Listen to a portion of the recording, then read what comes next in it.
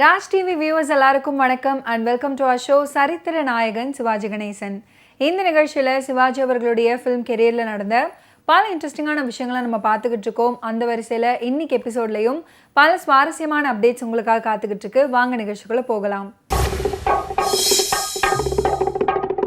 1960களில் தமிழ் சினிமாவின் போக்கை புராணங்களின் பக்கம் திருப்பிய பெருமை சம்பூர்ண ராமாயணம் திரைப்படத்துக்கு உண்டு.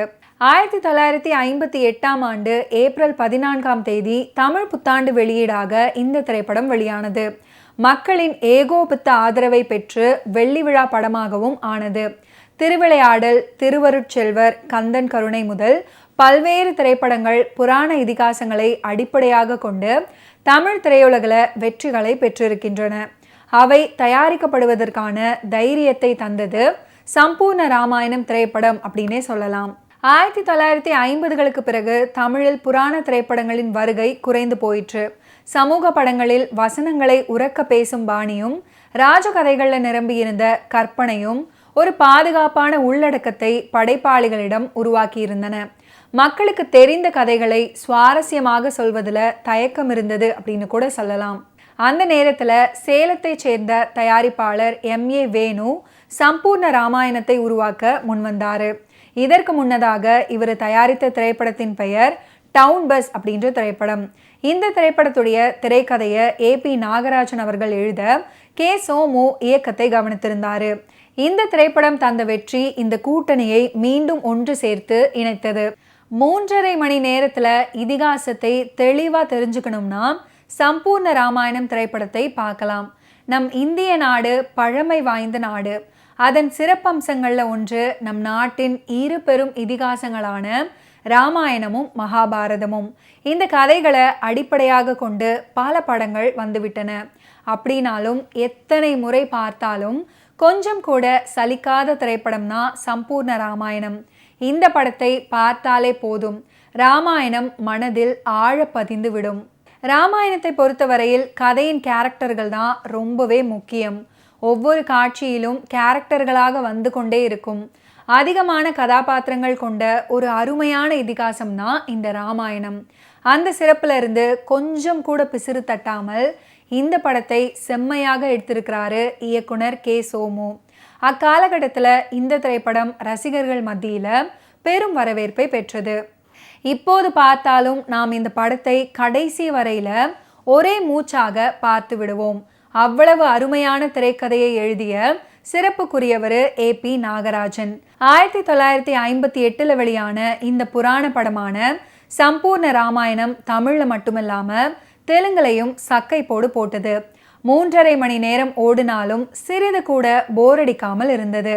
இந்த படத்தில் N.T. ராமாராவுக்கு குரல் கொடுத்தவர் K.V. சீனிவாசன். 1959 டப்பிங் செய்யப்பட்டு தெலுங்குல வெளியானது. இந்த படமானது ராமனின் பிறப்பு முதல் அவர் வனவாசம் செல்லும் வரையிலும் சித்தரிக்கப்பட்டுள்ளது. படத்தின் சிறப்பு என்னன்னு பார்த்தீங்கன்னா, கதாபாத்திரங்களுக்கு பொருத்தமான நடிகர்கள் தேர்வு இருந்தது. ராமாயணம் ஒரு இதிகாசம். அதன் கதை பாரம்பரியமிக்க சிறப்புடையது. அதனால அந்த கதாபாத்திரமாகவே தன்னை மாற்றிக்கொண்டு அப்போதைய நடிகர்கள் வெகு சிறப்பாக நடிச்சிருப்பாங்க. சாதாரணமாக ஒரு படத்துக்கு 13 முதல் 15 ரீல்கள் தான் இருக்கும். ஆனால் சம்பூர்ண ராமாயணம் திரைப்படத்துக்கு 22 ரீல்கள். ஒரு காட்சி முடிய சுமார் 4 நிமிஷம் ஆகும். இப்போதெல்லாம் சில படங்கள் பெரிய கதை அப்படின்றதுனால அதை 2 பாகங்களாக எடுக்கிறாங்க. அப்போதெல்லாம் இந்த நடைமுறை கிடையாது. அப்படி எடுத்தால் ரசிகர்களும் ஏற்றுக்கொள்ள மாட்டார்கள். அவர்களுக்கு முழு கதையும் ஒரே நேரத்தில் சொல்லியாக வேண்டும். ராமாயண கதையை அப்படி பூரணமாக சொன்னதால்தான் இந்த திரைப்படம் 23 ரீலாக நீண்டது. இருந்தாலும் ரசிகர்கள் படத்தை ரசித்து பார்த்தாங்க. படத்துக்கு 2 இடைவேளை விடப்பட்டது. படம் வெற்றிகரமாக ஓடியது. வெற்றி விழாவுக்கு சிவாஜி கணேசன் அவர்களும் N.T. ராமாராவ் அவர்களும் தேவி திரையரங்கத்திற்கு வந்திருந்தாங்க. அவர்களுக்கு திரையரங்கம் சார்பில் மீனாட்சி அம்மன் கோவில் வடிவத்தில் வெள்ளியால் செய்த கலை பொருளை கொடுத்து கௌரவித்தார்கள். தமிழில் பேசும் படங்கள் வர தொடங்கிய புதிதில் அதிக பாடல்கள் இடம்பெற்றதால படங்கள் நீளமாக இருக்கும். அவற்றின் நீளம் சுமார் 20,000 அடியாக இருந்தன. தமிழ்ல மிக நீளமான படத்தை விறுவிறுப்பாக இயக்கியவர் அப்படின்ற பெருமை கே சோமுவுக்கு உண்டு. அந்த படம் தான் சம்பூர்ண ராமாயணம். 1958 வெளிவந்த இந்த படத்தின் நீளம் 22,953 அடி. சம்பூர்ண ராமாயணம் திரைப்படத்தை எடுக்கும் முன் வேணுவை பலரும் பயமுறுத்தினாங்க. பட்சிராஜா ஸ்டுடியோ, ஸ்ரீ ராமுலு நாயுடு, நாத்திகவாதிகளும் திராவிட கட்சியினரும் படத்தை ஓடவிட மாட்டார்கள், படம் ஓடுகையில் பிரச்சனைகள் பண்ணுவாங்க அப்படின்னு பயமுறுத்தினாரு. அதையும் மீறி தான் வேணு இந்த படத்தை எடுத்திருந்தாரு. படம் வெளியான போது பலரும் பயமுறுத்தியது போல நாத்திகர்கள் யாரும் படத்தை எதிர்க்கவோ கலவரம் செய்யவோ இல்லை. இருந்தும் படம் பெரிதாக போகவில்லை. வேணு கடுமையான நஷ்டத்தை சந்திச்சாரு. 1958 பிப்ரவரியில் ஹிந்தி படம் ஸ்ரீ ராமபக்த ஹனுமான் தமிழ்நாட்டில் டப்பிங் செய்யப்பட்டு வெளியானது. ஹனுமான் படம் வந்ததால ராமர் படம் ஓடவில்லை அப்படின்னு சம்பூர்ண ராமாயணத்தின் தோல்விக்கு காரணம் சொன்னார்கள். கவி சக்கரவர்த்தி கம்பர் படத்துல குறிக்கப்படவில்லை அப்படின்னாலும் திரை கதாசிரியர் AP நாகராஜனுக்கு துணையாக இருந்தவர் அவர்தான். கம்ப நாடகம் அப்படின்னு சொல்வார்கள். கம்பனின் எழுத்துல க்ளோஸ்அப் போன்ற சினிமா உத்திகள் எல்லாம் உண்டு அப்படின்னு கூட சொல்வார்கள். கதையை சுவைப்பட நடத்தி செல்ல கம்பனின் காவியம் AP நாகராஜனுக்கு கை கொடுத்தது. ஆனால் அதையும் மிக ஜாக்கிரதையாக பயன்படுத்தியிருந்தார். ராமன் மிதிலைக்கு வரும்போது நிகழும் கன்னிமாட காட்சியும் அண்ணலும் நோக்கினான் அவளும் நோக்கினாள் சம்பவமும் கம்ப நாடகத்தில் மிக ரசமாக திகழும் சம்பவங்கள். ஆனால் அந்த காட்சியில் தோய்ந்து போக APN விரும்பவில்லை. சம்பவ கோர்வையில் அதை வேகமாக லாங் ஷாட்டில் நகர்த்தி விடுவார். தமிழ்நாட்டில் பிரச்சாரம் செய்யப்பட்ட ராமாயண வெறுப்பின் காரணமாக வழிபடும் தெய்வமான ராமனை முன்வைத்து காதலை வெளிப்படுத்த AP நாகராஜன் விரும்பவில்லை. ராமாயணத்தை தமிழர்களுக்கு சொல்லும்போது முற்கால தமிழர்களின் மரபிற்கு ஏற்ப மூல நூலில் இல்லாத காதலை சேர்த்து சொன்னார் கம்பர்.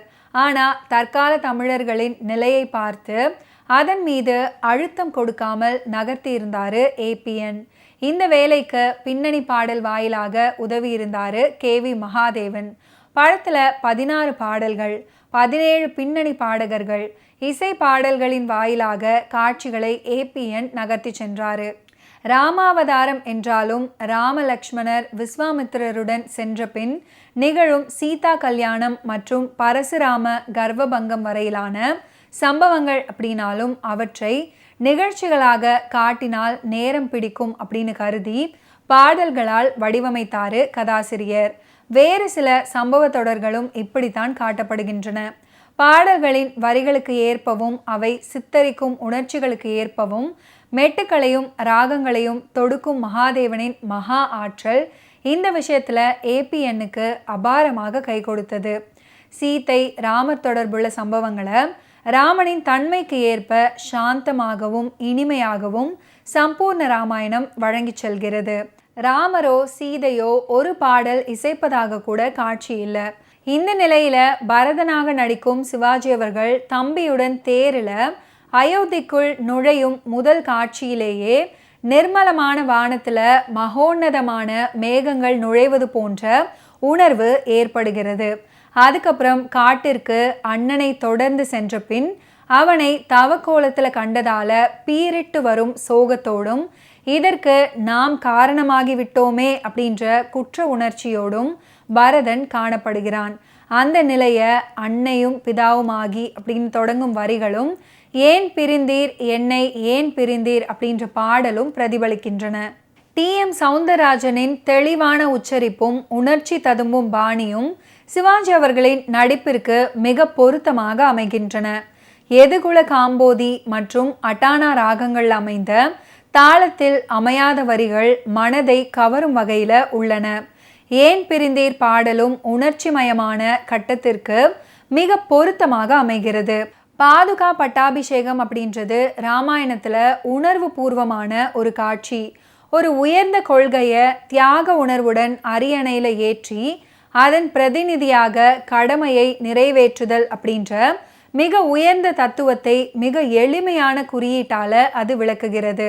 இந்த சந்தர்ப்பத்தை பரதன் பாடுவதாக அமைந்த பாதுகையே துணையாகும் அப்படின்ற பாடல் விளக்குகிறது. பரதாழ்வார் அப்படின்னு வைணவர்கள் மரியாதையோடு குறிப்பிடும் பரதனுக்கு கருணை ரசம் ததும்பும் சாமா ராகத்திலே பாதுகையே பாடலை அமைத்தாரு மகாதேவன். அதை தொடர்ந்து பஜன் பாடல் முறையிலே இந்துஸ்தானி அமைப்புல முடிக்க செய்தாரு. பாடலை பாடியவர்கள் TMS சீர்காழி கோவிந்தராஜன். ராமர் பரதன் தொடர்பாக இப்படியெல்லாம் சிறந்த உணர்ச்சிகள் வெளிப்பட்டதால சம்பூர்ண ராமாயணம் படத்தை பார்த்துவிட்டு பரதனை கண்டேன் அப்படின்னு சொன்னாரு ராஜாஜி. இதைவிட ஒரு நடிகனுக்கு வேறென்ன பெருமை வேண்டும் அப்படின்னு மெய் சிலிர்த்தாரு சிவாஜி அவர்கள். இப்படியெல்லாம் பரதனுக்கு புகழ் கிட்டினாலும் இலங்கை அரண்மனையில தொடங்கும் சங்கீத ரீங்காரம் சம்பூர்ண ராமாயணம் படத்துல மிக சிறப்பாக அமைந்தது. தமிழ்நாட்டில் படம் வெளிவந்த போது நிலவிய சூழ்நிலைக்கு அது ஒரு வகையில பொருத்தம்னா அப்படின்னு சொல்லலாம். ஓகே வியூவர்ஸ், இன்னைக்கு நிகழ்ச்சியில நடிகர் திலகம் சிவாஜி கணேசன் அவர்களுடைய ஃபிலிம் கெரியரில் நடந்த பல இன்ட்ரெஸ்டிங்கான விஷயங்களை நம்ம பார்த்து தெரிஞ்சுக்கிட்டோம். அடுத்தடுத்த எபிசோட்ஸில் சந்திப்போம். நன்றி, வணக்கம்.